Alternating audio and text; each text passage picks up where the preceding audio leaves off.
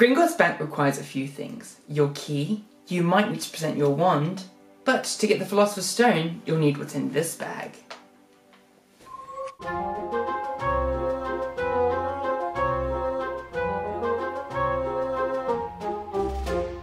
You may have seen in my previous video that I recreated Harry Potter's journey to Gringotts, and that wouldn't have happened if I didn't have his Hogwarts letter. You are able to purchase this amazing replica from the Platform 9 3/4 shop in King's Cross in London, and you're also able to get personalised letters as well.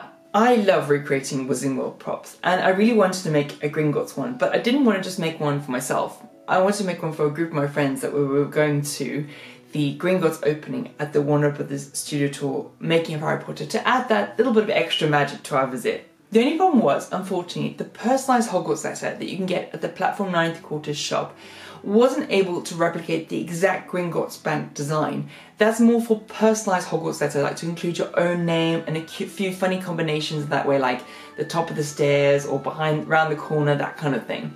So I thought I would replicate this letter that Dumbledore writes to the head goblin in charge of all goblins in Gringotts Bank in Diagon Alley. And it's this one that you see that Hagrid actually gives to the head goblin in order to get the Philosopher's Stone, or the Sorcerer's Stone for any Americans watching. So I found a good image online, replicated it as best as I can. I played around with trying to make an envelope as close to the Hogwarts letter as possible, and then printed that message on the back. I have no calligraphy skills, and I wasn't about to ruin all these envelopes, so I decided to print on these envelopes. But what you can do is, if you want to look a bit more authentic, you can print, and then what you can use is a quill and green ink and then trace over letters. Now I'm sorry for any proper calligraphy people watching this, probably screaming at this, but I'm going to use a bit of magic where I can, because it would just turn out dreadfully if I tried to do it freehand on a blank envelope. I'm not that skilled. The other problem that I had was trying to make good wax seals. Now, who knew that it was so difficult? I thought just melt a bit of wax, do your stamp, and they'll come out fine, but whoa, was I wrong. I used the Noble Collection Hogwarts wax stamp, and I managed to do a few goes and get a few good ones out of that, and then I actually did that on a bit of baking parchment so that I could practice all the ones, and then the good ones I had, I then stuck them onto the envelope with double-sided tape, because I'm not going to go about wrecking all these envelopes that I've just printed on. This is the best way I thought I could do it. Finally, I tried it with a bit of twine, and there you are.